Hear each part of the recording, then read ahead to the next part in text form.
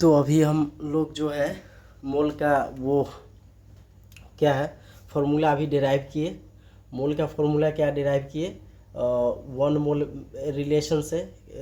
Relation क्या था, 1 mole is equal to 6.022 into 10⁻23 particles. ठीक, 23 पार्टिकल्स यहाँ से, या इसको हम ऐसे भी लिख सकते हैं 6.022 into 10⁻23 particles is equal to 1 mole. ठीक है, ऐसे भी लिख सकते हैं, एक ही बात है, 1 मोल। तो यहाँ से इस रिलेशन से फॉर्मूला क्या डिराइव हुआ, हेंस नंबर ऑफ, ये क्या हो गया, रिलेशन हो गया। ठीक है, ये क्या हो गया, रिलेशन हो गया। ठीक ठीक है, ये हो गया number of moles is equal to number of particles given, number of particles given divided by Avogadro's number, या इसी को 6.022 इंटू 10⁻23 नंबर के बराबर बोलते हैं। तो अब ये जो हो गया, ये हो गया फॉर्मूला। अब यहाँ से जो है क्या है कि हम क्वेश्चंस को बना सकते हैं। ठीक है, ये छोटा छोटा बात है, छोटे छोटे बात से बड़ा क्वेश्चंस बनता है। तो देखते हैं यहाँ से क्वेश्चंस क्या है, क्वेश्चंस हम लोग देखते हैं। ये सब पिछले क्लास में हम लोग देख चुके हैं अच्छे से। तो क्वेश्चंस देखते हैं। क्वेश्चंस ये है, क्वेश्चन क्या है, what is the number of moles in 6.022 into 10⁻25 particles. ठीक, कहने का मतलब कि इतना पार्टिकल्स में कितना नंबर ऑफ मोल्स होगा। तो रिलेशन से हम लोग देख लेते हैं। रिलेशन से क्या है, यूनिटरी मेथड लगाएंगे हो जाएगा। तो 6.022 into 10⁻23 particles is equal to क्या होता है, 1 मोल होता है। अभी हम लोग देखे हैं। तो इतना पार्टिकल्स कंटेन्स इतना mole, then 6.022 into 10⁻25 particles contains what will be the number of moles. तो कितना हो जाएगा, सिंपल यूनिटरी मेथड लगाएंगे, 1 डिवाइडेड बाई 6.022 इंटू 10⁻23 और मल्टीप्लाइड बाई 6.022 इंटू 10⁻25 पार्टिकल्स। तो ये हम लोग ऐसा नंबर लेते हैं क्योंकि वो सिंप्लीफिकेशन में दिक्कत नहीं हो, अपने सुविधा के अनुसार लेते हैं। अभी हम लोग समझ रहे हैं, सीख रहे हैं, इसलिए सुविधा के अनुसार लेके हम लोग क्वेश्चन करते हैं, क्योंकि हम लोग को मेन फोकस है समझने पर। तो समझ जाएंगे, उसके बाद तो कैलकुलेटिव भी क्वेश्चंस हो सकता है। तो इसलिए हम लोग ऐसा क्वेश्चंस को लेते हैं, ऐसा डिजिट्स में, जिससे सिंप्लीफिकेशन में दिक्कत ना हो। ठीक है, ये कैंसिल आउट हो गया, ये से ये कैंसिल आउट हो गया, 23 है 25 है तो 10⁻2 हो जाएगा। दैट मीन्स कितना हो गया, 10⁻2 number of moles is equal to number of moles is equal to 10⁻2, that means 100 moles हो गया आंसर। तो ये तो हम लोग किए किस चीज़ से, रिलेशन से। अब हम लोग करते हैं फॉर्मूला से। तो फॉर्मूला भी तो वही चीज़ है, इसमें कुछ अभी तो कुछ ज़्यादा डिफरेंसेस भी नहीं है। तो ये क्या है कि इतना 6 पॉइंट रिलेशन क्या था, 6.022 into 10⁻23 particles is equal to 1 mole, then 6.022 into 10⁻25 particles what will be the number of moles. ठीक है, तो इतना में इतना मोल्स, तो इतना में 1 divided by Avogadro's number multiplied by इतना। तो ये कैंसिल आउट हो गया। और ये क्या हो गया, 10⁻23 है, 10⁻25 है, तो ये 2 हो गया। ठीक है, तो इस तरीके से क्या हो गया, आ गया, और ये कैंसिल हो गया। तो यहाँ नंबर ऑफ मोल्स 10⁻2 मतलब 100 मोल्स आ गया। अब इसी को हम लोग फार्मूला से देख सकते हैं। सिंपल है फार्मूला यूज़ करना, बहुत डिफिकल्ट नहीं है, बहुत सिंपल है।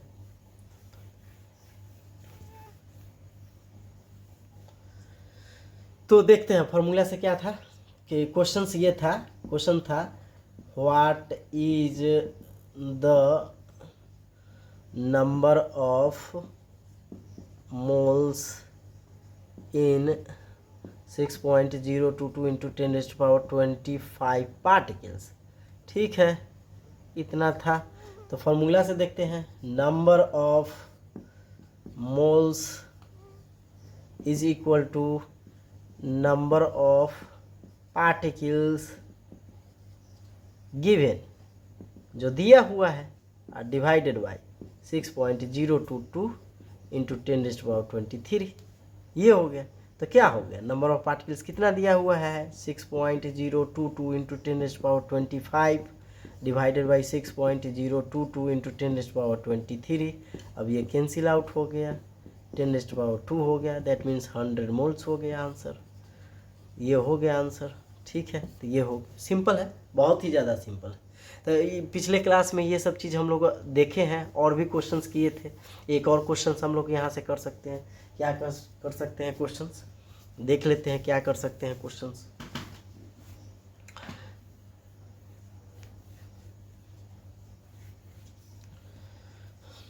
क्वेश्चन से कर सकते हैं, what is the number of moles in 6.022 into 10⁻18 particles. ठीक, कहने का मतलब 6.022 इंटू 10⁻18 पार्टिकल्स कितना नंबर ऑफ मोल्स के बराबर होगा, या कितना नंबर ऑफ मोल्स के बराबर होता है। तो देख लेते हैं कितना होता है। तो unitary method, since 6.022 into 10⁻23 particles contain करता है 1 मोल, या 1 मोल होता है, तो हेंस क्या हो गया, 6.022 इंटू 10⁻18 पार्टिकल्स कितना होगा, तो 1 divided by 6.022 into 10⁻23 multiplied by 6.022 into 10⁻18। ठीक है, तो ये कैंसिल आउट हो गया, ये हो गया। एक्चुअली ये 18 है, तो यहाँ पे क्या हो जाएगा, 10⁻, क्या हो जाएगा, 5 हो जाएगा। मतलब ये है कि ये इतना पार्टिकल्स जो हो गया 1/10⁵ मोल्स के बराबर हो गया। मतलब एक मोल का 1,00,000वां भाग, एक मोल का 1,00,000वां भाग हो गया। तो ये भी नंबर ऑफ मोलिक्यूल्स के टर्म में, तो ये भी नंबर ऑफ मोलिक्यूल्स बहुत ज़्यादा है, बहुत ज़्यादा है। अब नंबर ऑफ मोलिक्यूल्स में तो, या पार्टिकल्स, सॉरी यहाँ पे तो पार्टिकल्स लिए हैं, तो पार्टिकल्स में समझेंगे। तो यहाँ नंबर ऑफ पार्टिकल्स बहुत ज़्यादा है। पार्टिकल्स ये जो इतना मोल्स है वो कितना है, 6.022 इंटू 10⁻18 पार्टिकल्स है, 18 पार्टिकल्स बराबर। तो ये जो पार्टिकल्स है ये क्या कम थोड़े पार्टिकल्स है, बहुत ही ज़्यादा पार्टिकल्स है। अब मोल्स को जो समझा या सीखा जाता है वो एवोगाड्रोज नंबर के बराबर, एवोगाड्रोज नंबर में सीखा जाता है। एवोगाड्रोज नंबर बहुत ही बड़ा नंबर, तो इसलिए जो है इस तरह से हम लोग क्वेश्चंस को बना सकते हैं। ये बात हो गई। दूसरी बात, पिछली क्लास में हम लोग क्या देखे थे, अबाउट मोल देखे थे। ये इम्पोर्टेंट है समझने के लिए, कहीं पूछा तो नहीं जाता है, लेकिन समझने के लिए कि मोल पहली बार कैसे जाना गया था, समझा गया था, तो उसको थोड़ा सा हम लोग समझ लेते हैं, जान लेते हैं। हम लोग भी कैसे समझ लेते हैं, उसको कैसे समझ सकते हैं, देख लेते हैं। तो मोल्स को जो है अबाउट मोल्स में हम लोग देखते हैं। अबाउट मोल के बारे में क्या क्या बात जाना गया था, समझा गया था, तो फिर आगे मोल का बहुत ज़्यादा यूज हुआ, या कैसे जाने थे सिंपली हम लोग देखते हैं। ठीक है, पहले स्टेटमेंट लिखते हैं, the amount of substance, the amount of substance that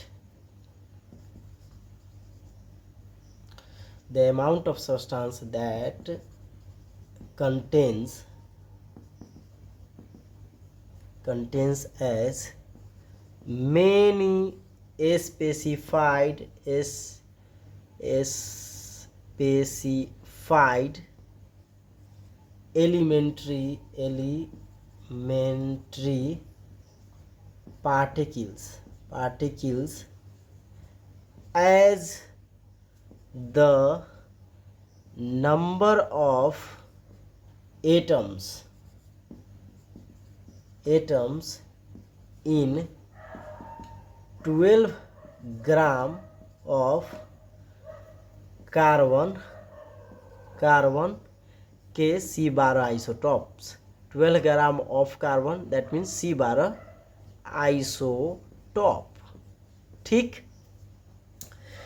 तो यहाँ पे ये कहा गया कि जो किसी भी सब्सटेंस में जो नंबर अमाउंट है एलिमेंट्री पार्टिकल्स का या मेनी स्पेसिफाइड एलिमेंट्री पार्टिकल्स है, वो अमाउंट 12 ग्राम C12 आइसोटॉप्स में जितने नंबर ऑफ एटम्स होगा उसके अगर बराबर है तो मोल समझा जाएगा। ये बात बोला गया मोल में। तो ये इम्पॉर्टेंट बात हो जाता है यहाँ से। अब इसमें जो है समझने की बात ये है कि स्पेसिफाइड एलिमेंट्री पार्टिकल्स क्या है, अमाउंट क्या है, तो हम लोग इस सब को भी अच्छे से समझेंगे। पहले इसके बाद हम लोग ये जानते हैं कि इसके बाद हम लोग क्या समझ सकते थे। हेंस इसका मतलब क्या हो गया, hence 12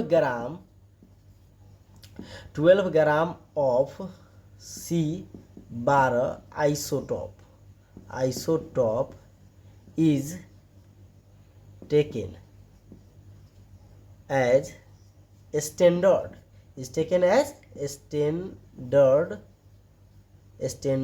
standard for counting of elementary particles। ठीक, इसका मतलब क्या हो गया कि 12 ग्राम जो C12 आइसोटॉप है उसको स्टैंडर्ड मान लिया गया। स्टैंडर्ड इस सेंस में मान लिया गया कि 12 ग्राम C12 आइसोटॉप्स में जितने नंबर ऑफ एटम्स होंगे तो जो है वो एटम्स के बराबर किसी अन्य सब्सटेंस में, किसी दूसरे सब्सटेंस में जो स्पेसिफाइड एलिमेंट्री पार्टिकल्स होगा अगर उसके बराबर है तो वो मोल समझा जाएगा। तो इसको क्या हो गया, 12 ग्राम ऑफ C12 आइसोटॉप्स को क्या कर लिया गया, स्टैंडर्ड मान लिया गया for counting of elementary particles. तो ये सिंपल बात हो गया।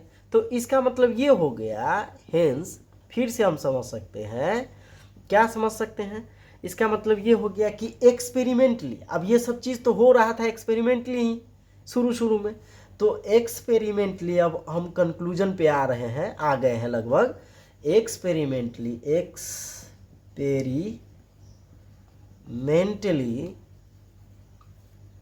इन 12 gram of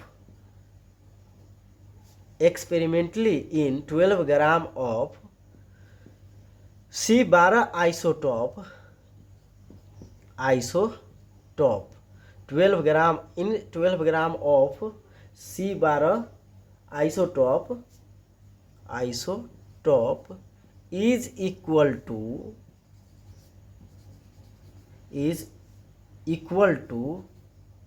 6.022 into 10⁻23 number of particles.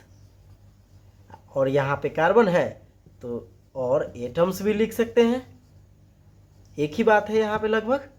तो क्या हो गया, एक्सपेरिमेंटली 12 ग्राम C12 आइसोटॉप्स जो होगा वो कितने नंबर ऑफ पार्टिकल्स के बराबर होगा, 6.022 इंटू 10⁻23 नंबर ऑफ पार्टिकल्स के बराबर होगा। ये इम्पॉर्टेंट बात है। ठीक है, तो ये अबाउट मोल एक छोटा सा टॉपिक था जो मोल के बारे में शुरू में कैसे समझा गया था, तो वो इस तरह से समझा गया था। ठीक है, तो ये कहीं पूछा नहीं जाता है, इसको सिर्फ समझ लेना है ताकि ये नहीं लगे कि कुछ छूट रहा है या कुछ और जानना था या कुछ जानना बचा हुआ है या नहीं जान रहे हैं।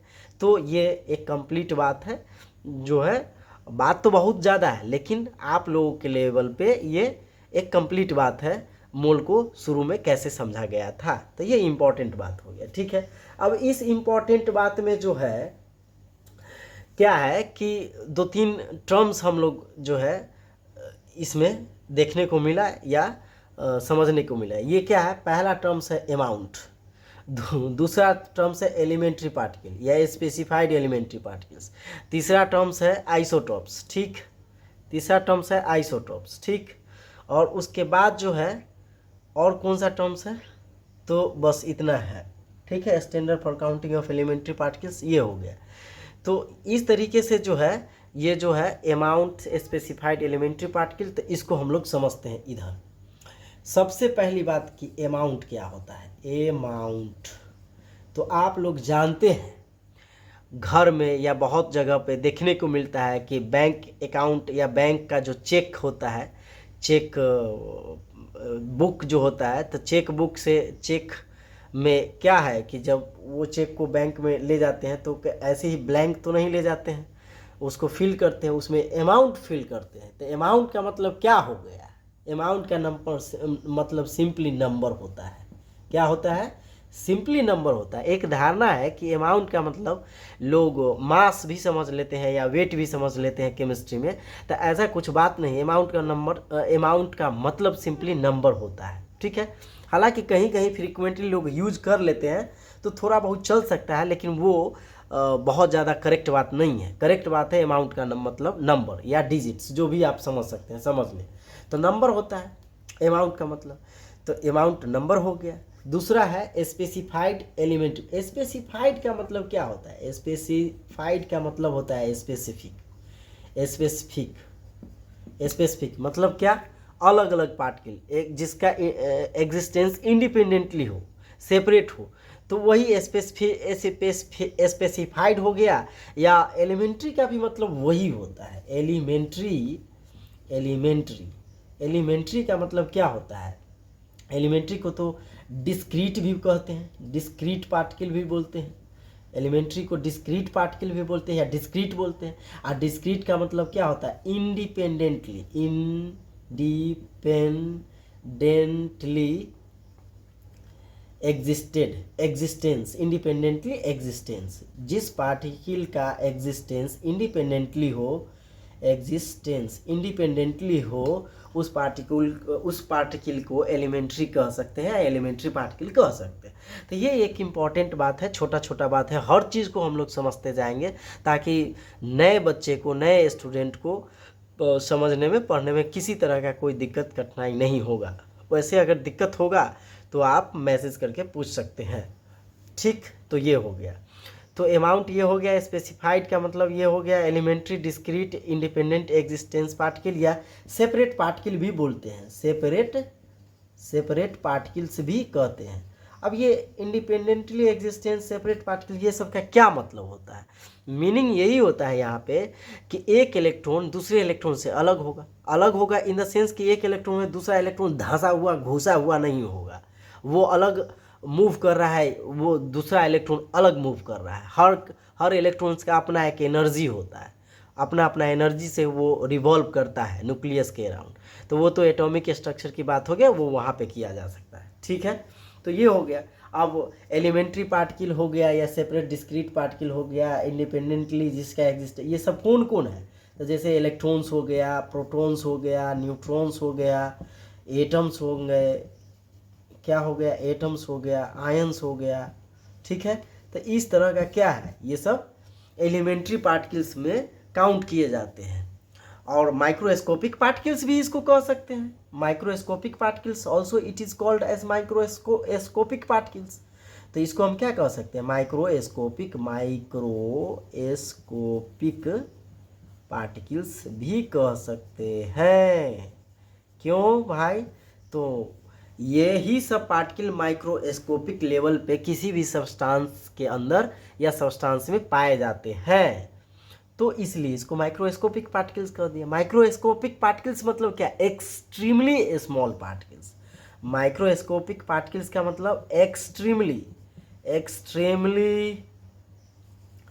स्मॉल पार्टिकल्स, ठीक है, एक्सट्रीमली स्मॉल पार्टिकल्स। तो ये इस तरह का कुछ बात हो गया जो आप समझ सकते हैं।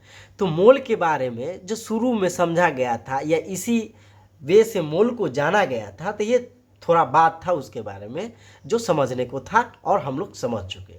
ये कहीं पूछा उछा उतना नहीं जाता है, ठीक है। किसी कंपटीशन एग्जाम में तो बिल्कुल ही नहीं पूछा जाता है, जैसे जेई नीट्स वगैरह हो गया, तो ये सब में नहीं पूछा जाता है।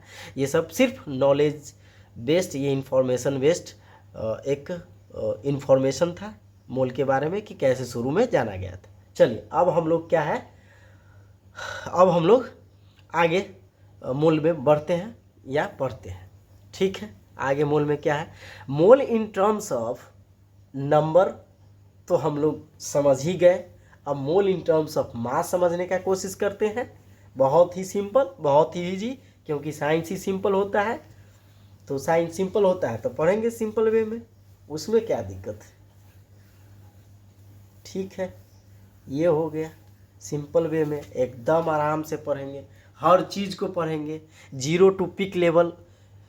अगर स्टूडेंट है, अगर टीचर या हम जो पढ़ा रहे हैं वो जीरो से पिक लेवल पे नहीं पढ़ाए, तो फिर जेई और नीट जैसे कंपटीशन या कंपटीशन एग्ज़ाम में क्वेश्चंस कैसे सॉल्व होगा। तो जीरो इसलिए कि ये मान करके कि ये स्टूडेंट जो है उनको कुछ नहीं आता है। पिक इसलिए क्योंकि जेई नीट का क्वेश्चंस हमें हमसे ईजिली आ सर्टेन टाइम या कम टाइम में सॉल्व हो सके, इसलिए पिक। तो आप लोग समझ ही सकते हैं। तो आगे बढ़ते हैं, हम लोग आगे बढ़ते हैं। मोल इन टर्म्स ऑफ मास, ये है बहुत ही इम्पोर्टेंट बात, मोल इन टर्म्स ऑफ मास। चलिए अब मोल इन टर्म्स ऑफ मास में देख लेते हैं, बहुत ही important. Mole in terms of mass, ठीक है। मोल इन टर्म्स ऑफ मास देखते हैं क्या है। तो कुछ भी नहीं है, नंबर के टर्म में जो हम मोल को समझे थे वो कैसे समझे थे कि 6.022 इंटू 10⁻23 पार्टिकल्स के बराबर या उतना नंबर के बराबर कोई पार्टिकल्स लेते हैं तो वो 1 मोल कहलाता है नंबर के टर्म में। अब यहाँ पे मास के टर्म में 1 मोल कैसे कहेंगे, तो वेट या मास of 6.022 into 10⁻23 particles in gram is called 1 mole in terms of मास। तो कैसे हो इसको समझेंगे या लिखेंगे, इसका डेफिनेशन लिखते हैं। वेट और mass of 6.022 into 10⁻23 particles in gram, important बात, gram is called 1 mole in terms of mass. पहले नंबर के टर्म में हम लोग पढ़े, अब मास के टर्म में कितना जो है रिलेटेड बात है, कितना लिंक है एक दूसरे से। क्या है कि नंबर के टर्म में था collection of 6.022 into 10⁻23 particles is called 1 mole in terms of number. अब वही जो कलेक्ट हम किए हैं पार्टिकल्स को, उसी को हम तौल ले तराजू पे जैसे भी व्यवस्था हो उसको तौल ले, और तौल करके जितना ग्राम में आएगा उसको 1 मोल कहेंगे, लेकिन मास के टर्म में कहेंगे। दैट्स ऑल, यही हो गया डेफिनीशन। या इसको मास के टर्म में मोल को हम ऐसे समझते हैं, हो गया।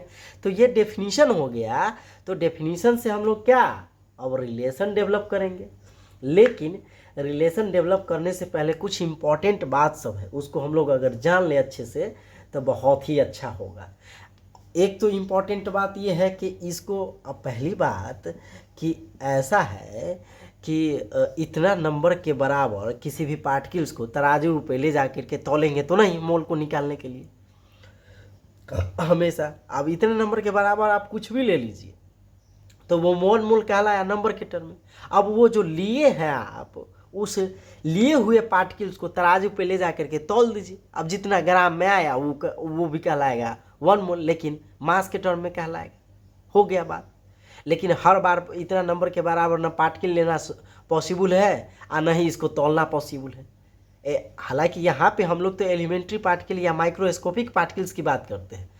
तो कोई भी पार्टिकल्स की बात करेंगे तो किसी भी परिस्थिति या सिचुएशन में इतना नंबर के बराबर पार्टिकल्स ले सकते हैं फिजिकली, और नहीं इतने नंबर के बराबर पार्टिकल लिए हुए तौल सकते हैं तराजू पे ले जा करके। तो फिर हम लोग समझेंगे कैसे? तो समझेंगे ऐसे, दूसरे भाषा में ये कि formula weight of any substance formula weight of any substance in gram is called 1 mole in terms of mass। तो अब जो है बात बहुत समझ में आ रहा होगा या आ सकता है, या बात बहुत सिंपल हो गया है। ये बात बहुत ही डिफ़िकल्ट है। बोरा में भर के इतना नंबर ऑफ पार्टिकल्स ना बोरा में भरा सकता है, और ना ही कोई वैसा तराजू बना है कि फिजिकली हम उस पर रख सकते हैं या तौल सकते हैं। शुरू में एक्सपेरिमेंटली किया गया होगा ऐसा, तो वो एक अलग बात है। माइक्रोस्कोपिक पार्टिकल्स को लिया गया होगा ऐसा। आदमी का जीवन आधा जीवन या पूरा जीवन बीत जाता है एक एक चीज़ को एक्सपेरिमेंट करने में, समझने में, सीखने में। अब उसी चीज़ को हम लोग पढ़ते हैं, बड़ा ही आसानी तरीके से पढ़ लेते हैं, 2 ही मिनट में पढ़ लेते हैं। जो 2 मिनट में पढ़ते हैं वो किसी लोगों के लिए जो है आधा ज़िंदगी या पूरा ज़िंदगी लग जाता है जानने में। तो हम लोग उसी चीज़ को 2 मिनट में पढ़ लेते हैं। तो यही बात है कि इतना नंबर के बराबर पार्टिकल्स ले लिए और उसके बाद तो वो हो गया। लेकिन इसी चीज़ को हम लोग ऐसे समझेंगे, ये इम्पॉर्टेंट, इसी बात को ऐसे समझेंगे कि formula weight of any substance in gram is called 1 mole in terms of क्या? Mass. In terms of mass is called 1 mole. तो sorry, in terms of mass हो गया, 1 मोल बोले, लेकिन मास के टर्म में बोले किसके? तो फॉर्मूला वेट ले लिए। अब ये इम्पोर्टेंट बात हो गया। ये अब फॉर्मूला वेट क्या है? तो सिंपल है, अभी बताते हैं कि क्या है। बहुत सिंपल बात है। अब इस पे बेस्ड जो है एग्जाम्पल को भी देखते जाएंगे, फॉर्मूला वेट भी समझते जाएंगे। तो पहली बात तो ये है कि अब समझना है मास के टर्म में 1 मोल क्या होता है। ये इसको भी समझते जाएंगे, ये भी समझते जाएंगे। बहुत ही ईजी बात है।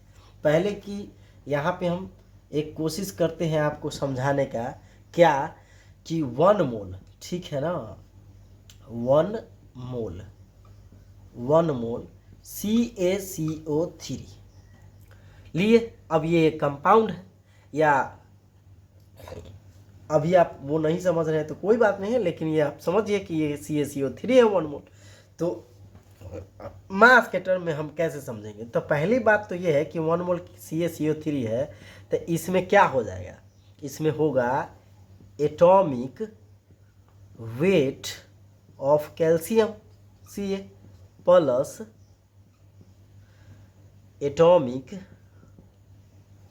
Weight of carbon plus atomic weight of क्या? ऑक्सीजन।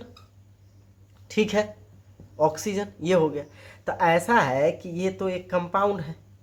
अब ये कंपाउंड है तो ये कितने टाइप के एलिमेंट से बना है या कितने टाइप के एटम से बना है? तो एक कैल्शियम, एक कार्बन, एक ऑक्सीजन हो गया। ठीक है, 3 टाइप के एटम से बना है या एलिमेंट से बना है। लेकिन इसमें नंबर ऑफ जो एटम्स है वो 1 है कैल्शियम का, 1 है कार्बन का, और 3 है कि किसका? ऑक्सीजन का। तो इसीलिए यहाँ पे ऑक्सीजन में 3 से हम लोग क्या कर देंगे? मल्टीप्लाई कर देंगे, तब जा कर के बात होगा।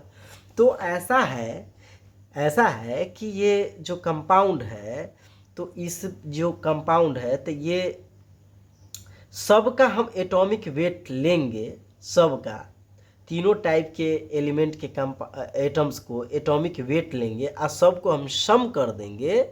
तो जो ग्राम में रिजल्ट आएगा वही कहलाएगा 1 मोल इन टर्म्स ऑफ मास। क्या कहलाएगा? 1 मोल इन टर्म्स ऑफ मास कहलाएगा। अब वो होगा कैसे? तो देखिए, आप लोग समझ सकते हैं, बहुत ही सिंपल है। एटॉमिक वेट कैल्शियम का कितना होता है? 40 कितना? 40U हो सकता है, लेकिन U जो होता है या AMU जो होता है वो एक कैल्शियम का वेट होता है, वो रिलेटिव मास है। अब रिलेटिव मास जो होते हैं वो एक अलग ही चीज़ है, तो उसको एक सेपरेट क्लास में हम लोग पढ़ेंगे। फिलहाल हम लोग यहाँ पे 40 जो है उसको हम लोग किस चीज़ में ले लें, ग्राम में ले लें। तो ये क्या हो जाएगा, 40 ग्राम। कैल्शियम का एटॉमिक मास 1 मोल का, तो 40 ग्राम हो गया, plus atomic weight of carbon 12 ग्राम हो गया, प्लस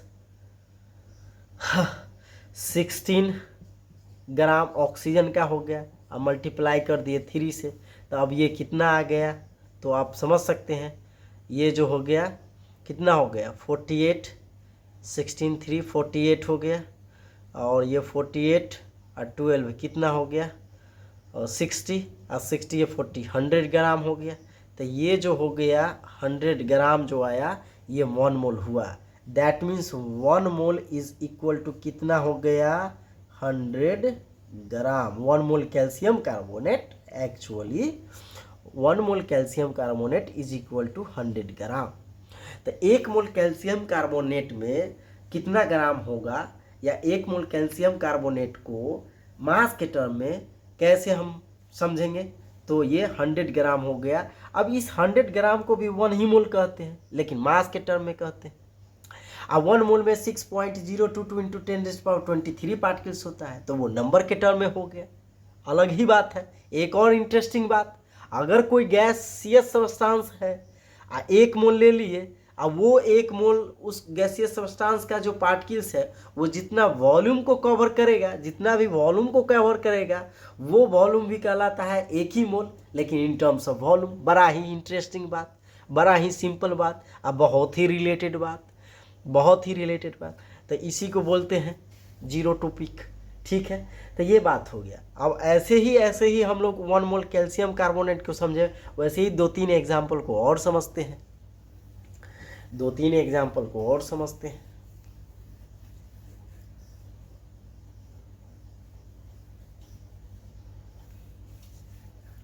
बहुत ही सिंपल है, अच्छे से ध्यान दे करके पढ़ना है, फिर नीट और जेई का क्वेश्चन यूं बन जाएगा, कोई दिक्कत की बात ही नहीं होने वाली है।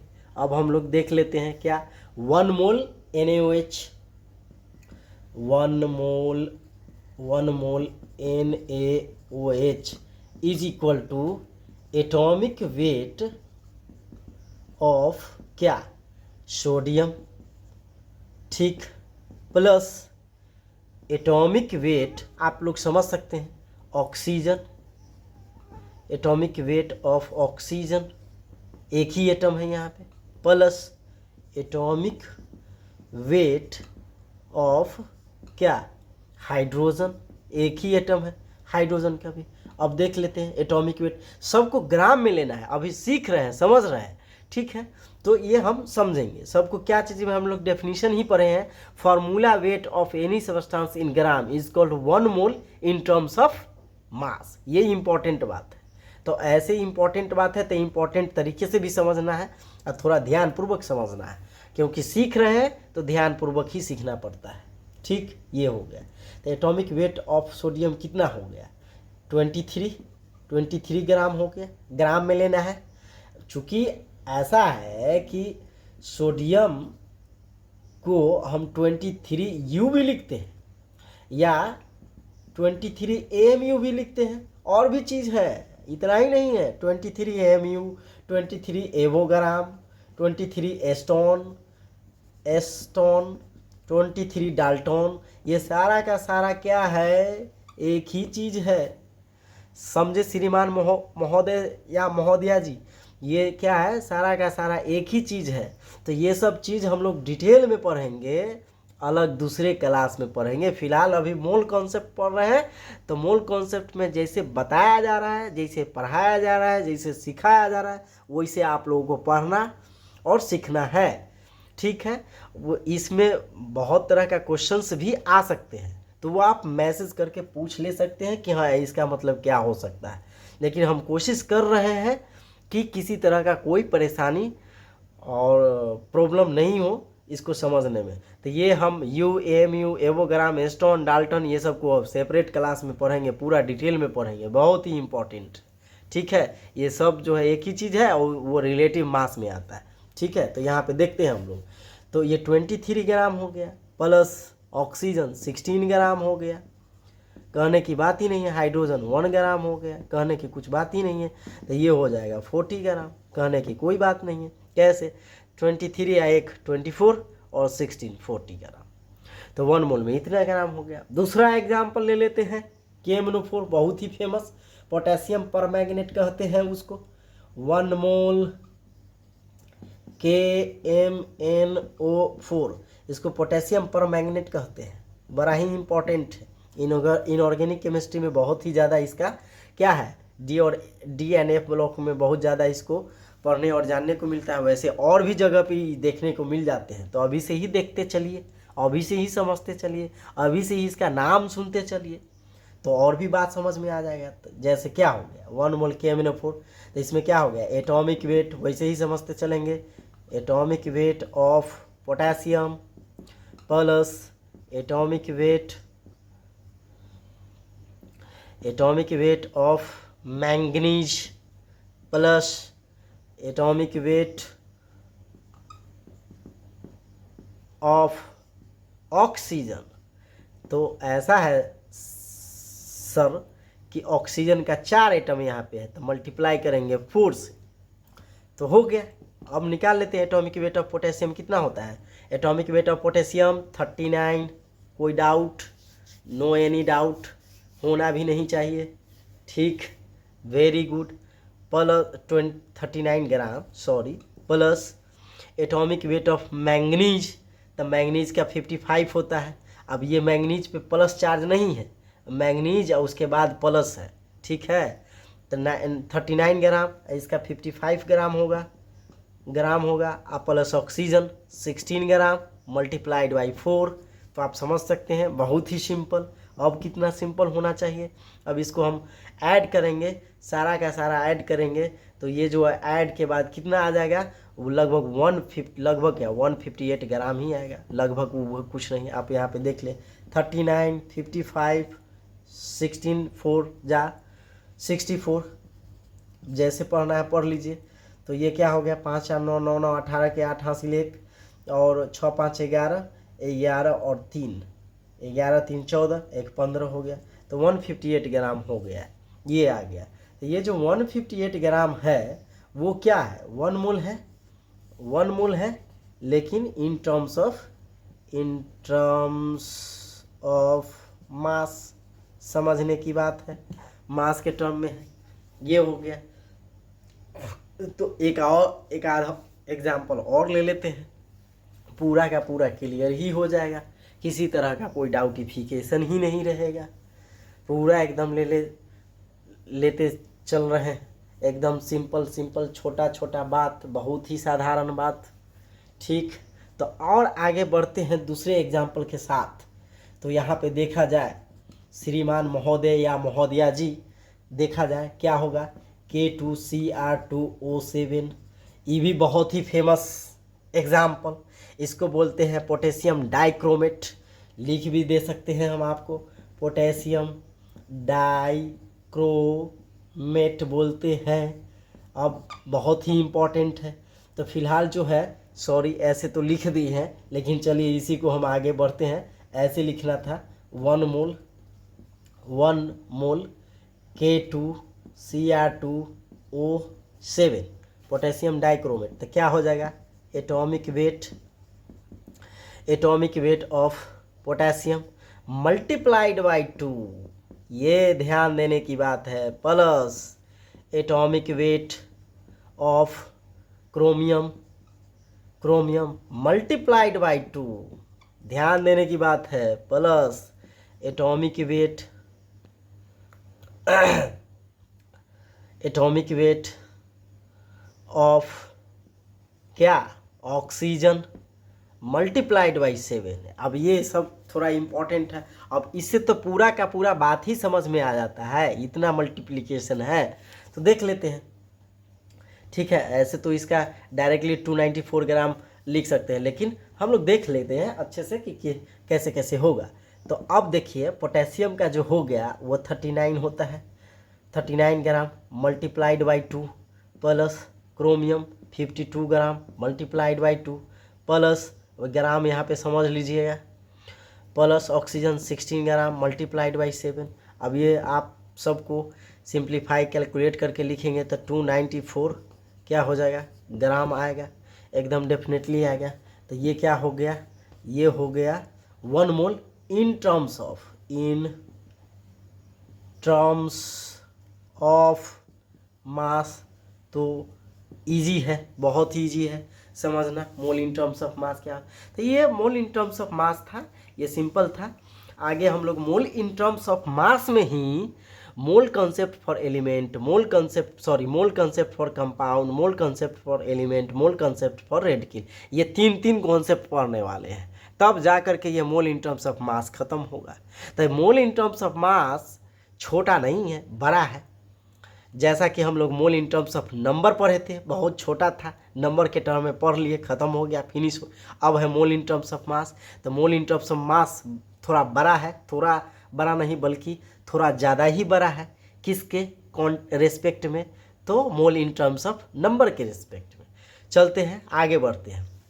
इसके साथ साथ मोल इन टर्म्स ऑफ मास का क्वेश्चंस को सॉल्व करने के लिए कुछ कॉन्सेप्ट है, उसको अगर हम लोग समझ लेते हैं तो बहुत ही सिंपल हो जाता है मोल कॉन्सेप्ट का क्वेश्चंस बनाने में। ये सब बहुत सिंपल है, इस तरह से पढ़ाने का प्रयोजन यही है कि जो बच्चे को एकदम ही कुछ नहीं आता है वो भी समझ ले, जो बच्चे को आता है उनका कॉन्सेप्ट और स्ट्रॉन्ग हो जाएगा। इसमें किसी तरह का कोई दिक्कत की बात नहीं है, जीरो टॉपिक इसी को कहते हैं। तो देखते हैं कि क्या है, एक कॉन्सेप्ट है, कॉन्सेप्ट फॉर प्रॉब्लम सॉल्विंग, ऐसे भी लिख सकते हैं, ठीक। कुछ कॉन्सेप्ट है, क्या है कॉन्सेप्ट फॉर प्रॉब्लम सॉल्विंग,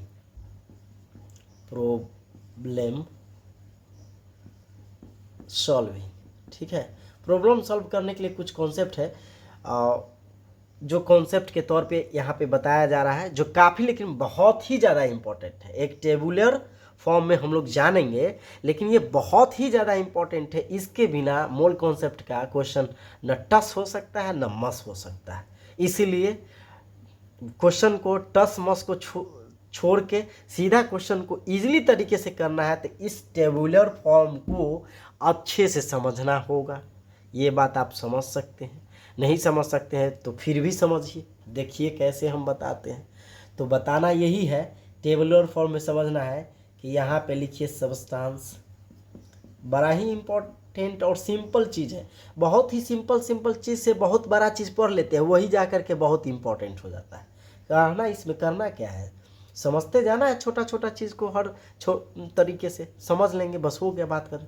ये सब्सटेंस यहाँ पे लिख लिए, यहाँ पे हम लोग यूनिट पार्टिकल लिख लेते हैं,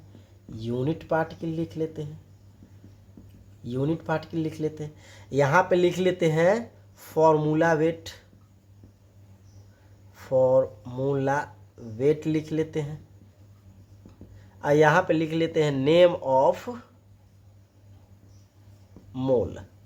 यहाँ पे क्या लिखेंगे, नेम ऑफ मोल लिखेंगे। अब इसको बहुत ही अच्छे से समझना है, बहुत ही अच्छे से समझना है, न हो तो थोड़ा सा वीडियो को रोक के भी आप समझ सकते हैं। क्यों, क्योंकि ये पूरे मोल कॉन्सेप्ट का जो है मेन पिलर के जैसे है, और मेन पिलर के जैसे आप लोग को भी समझना पड़ेगा। अब भाई ये है क्या, तो देखते हैं सब्सटेंस कितने तरीके का हो सकता है या कितने तरीक़ों से हम लोग जान सकते हैं। तो पहला हो गया क्या चीज़, एलिमेंट, दूसरा हो गया कंपाउंड, और तीसरा हो गया क्या चीज़, आयंस, रेडिकल्स एक्चुअली। तो ये तीन तरीके से हम लोग सब्सटेंस को जान सकते हैं। तीनों तरीके में पूरा का पूरा सब्सटेंस ही घुस जाता है, अंदर में चला जाता है। तो देखते हैं तीनों तरीका में क्या क्या बात हो सकता है। तो पहला है, क्या है पहला, फर्स्ट एलिमेंट।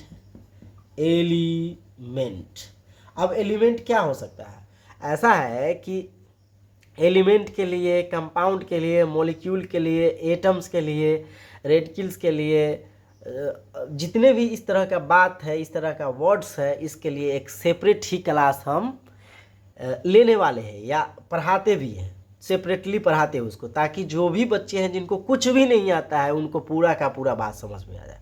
तो वो ना घबराए, जिनको ये सब चीज़ समझने में दिक्कत हो तो वो कोई बेसिक बच्चे वाला कोई किताब को रेफ़र करे, या नहीं तो क्लासेस का वेट करें। उस पे भी हम क्लास लेते हैं, सबको पढ़ाते हैं, तो यहाँ भी पढ़ाएंगे, इसमें किसी तरह का कोई डाउट नहीं है। ठीक है। तो एलिमेंट क्या हो सकता है? सोडियम हो सकता है, हाइड्रोजन हो सकता है, पोटेशियम हो सकता है, कुछ भी हो सकता है भाई, उसमें क्या दिक्कत है? ऑक्सीजन हो सकता है, नाइट्रोजन, कुछ भी जो पीरियोडिक टेबल में दिखते हैं सिंबल फॉर्म में, वो सब के सब क्या है? एलिमेंट है, दैट्स ऑल। और तो कुछ कहने की बात है ही नहीं। दूसरा जो बात है वो है कंपाउंड। ये इम्पॉर्टेंट बात है,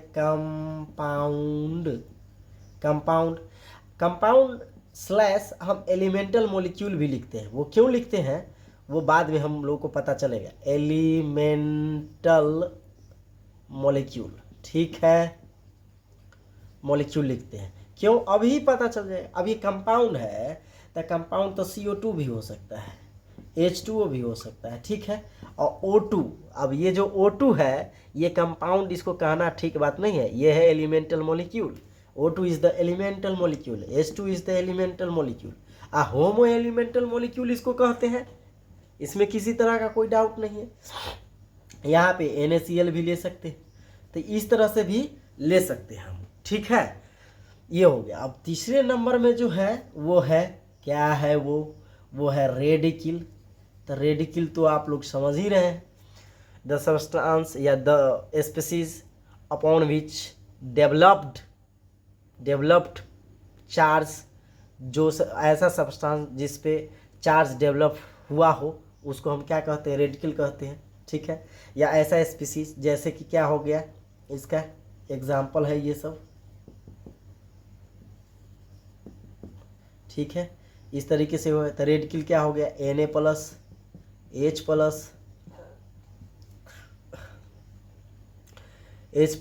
CO3-,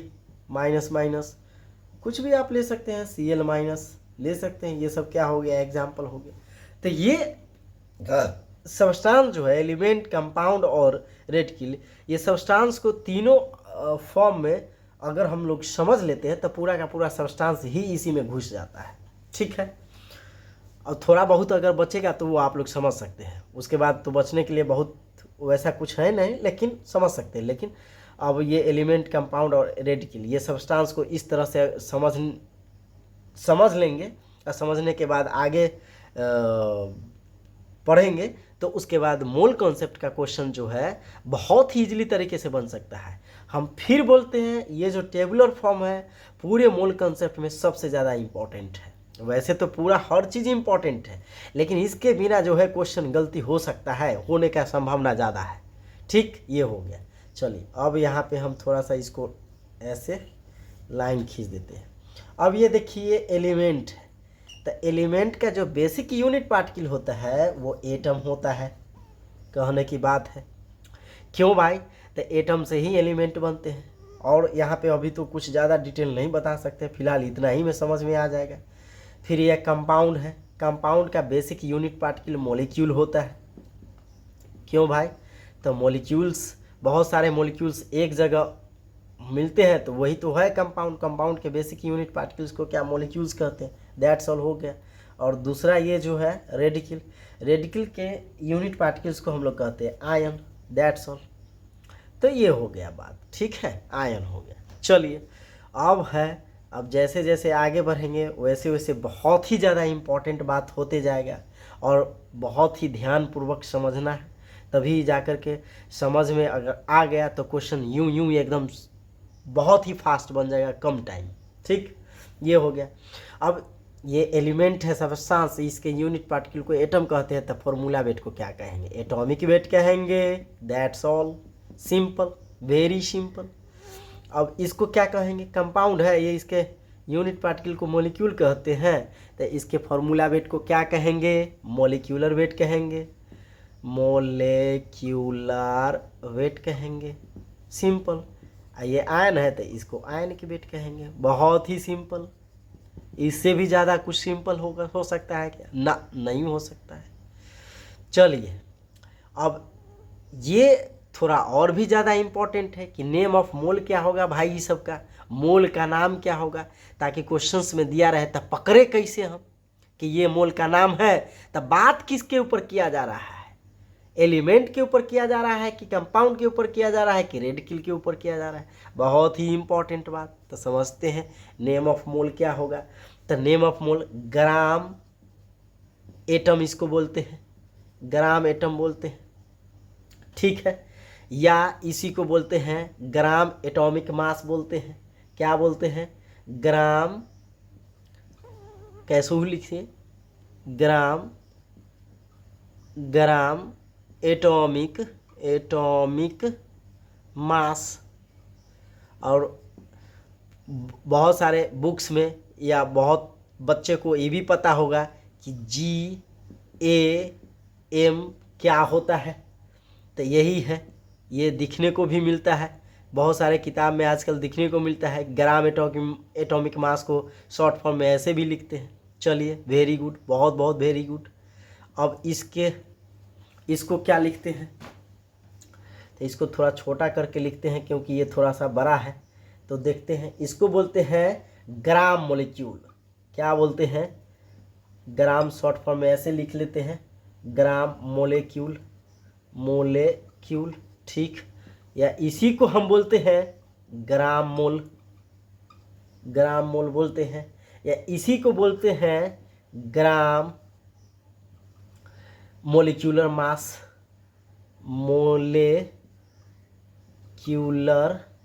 मास बोलते हैं। अब इसी को शॉर्ट फॉर्म में बोलते हैं GMM। बड़ा ही इम्पोर्टेंट बात, ऐसे किताब में देखने को बहुत मिल रहा है आजकल, तो इसलिए हम भी बता दे रहे हैं, है कुछ भी नहीं, ठीक। अब इसको क्या बोलते हैं, ग्राम आयन बोलते हैं, ग्राम आयन बोलते हैं। या इसी को ग्राम आयनिक मास बोलते हैं, ग्राम आयनिक मास, ग्राम आयनिक मास बोलते हैं। बहुत ही सिंपल। तो इसी को GIM बोलते हैं, GIM। तो ऐसा भी मिल सकता है। अब ये जो टेबल है बहुत ही important, it is very very important. ये जो टेबल है, इसको समझ लेने के बाद मोल कॉन्सेप्ट बहुत ही ज़्यादा इजी लगने लगता है। आप फील भी बहुत ही अच्छा से होता है कि ये सिंपल टेबुलर फॉर्म में जो बात बताया गया है, इसी बात से क्वेश्चंस क्या होते हैं, बहुत ही ईजिली बनते हैं। कैसे, तो किसी क्वेश्चंस में दिया हुआ है 1 gram atom of this element, what will be the number of mass, या what will be the number of atoms, या what will be the number of moles, कुछ भी पूछा जा सकता है। तो ऐसा अगर पूछा जाता है तो हमारे दिमाग में तुरंत हिट करेगा एकदम कि अगर ग्राम एटम लिखा हुआ है तो किसके बारे में बात किया जा रहा है, एलिमेंट के बारे में बात किया जा रहा है। इसका एटॉमिक वेट होता है, फॉर्मूला वेट जो होता है सो उसका यूनिट पार्ट के लिए एटम होता है। तो ये हर चीज़ क्या है, कनेक्टेड है, हर चीज़ लिंक्ड है। ये इस तरह से लिंक्ड है या कनेक्टेड है। इसी तरह से अगर हम समझते हैं तो तुरंत हिट कर जाता है, तुरंत बात को समझ में आ जाता है कि क्या पूछा जा रहा है, क्या हमको समझ लेना है।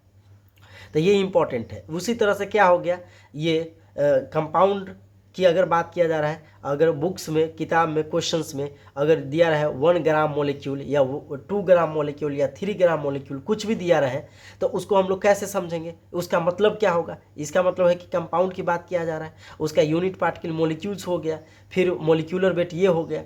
अब मोल्स भी निकाल सकते हैं, नंबर ऑफ मॉलिक्यूल्स भी निकाल सकते हैं, कुछ भी कर सकते हैं। उसी तरह से इसमें हो जाएगा बात। तो ये एक बहुत ही सिंपल बात है जो समझ में आ जाने से क्वेश्चंस बहुत ही जल्दी और बहुत ही इजीली तरीके से बन जाता है, ठीक है। तो ये इम्पॉर्टेंट बात है। अब मोल इन टर्म्स में हम लोग, मोल इन टर्म्स ऑफ मास में हम लोग आगे बढ़ेंगे कैसे कैसे, तो अभी हम आपको बताते हैं कैसे बढ़ेंगे आगे।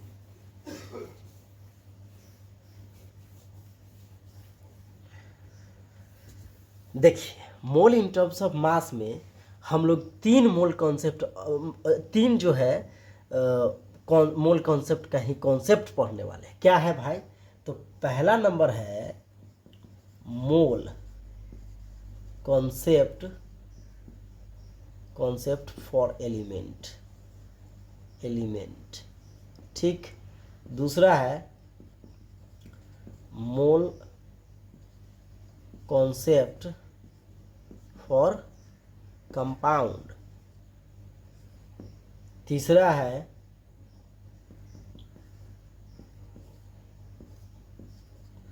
Mole concept for radical. अब ये जो चीज़ हम अभी बताए वो उसी टेबल से रिलेटेड था। पहले था एलिमेंट, उसके बाद कंपाउंड, उसके बाद रेडिकल था। कितना कनेक्टेड, कितना लिंक्ड बात है, या कितना सीधा सीधा बात है। तो इस तरह से बात को समझना, पढ़ना और रिवीजन करने से का बात तुरंत जल्दी और अच्छे से समझ में आ जाता है। ठीक है, तो अगले क्लास में हम लोग जो है पहला ये पढ़ेंगे मोल कॉन्सेप्ट फॉर एलिमेंट, उसके बाद फिर पढ़ेंगे मोल कॉन्सेप्ट फॉर कंपाउंड, फिर पढ़ेंगे मोल कॉन्सेप्ट फॉर रेडिकल। लेकिन अगली क्लास में अब पढ़ेंगे mole concept for element. Thank you so much, thank you, very very thank you. तो आप लोग पढ़िए अच्छे से और अच्छे से पढ़िए, बस यही बात है।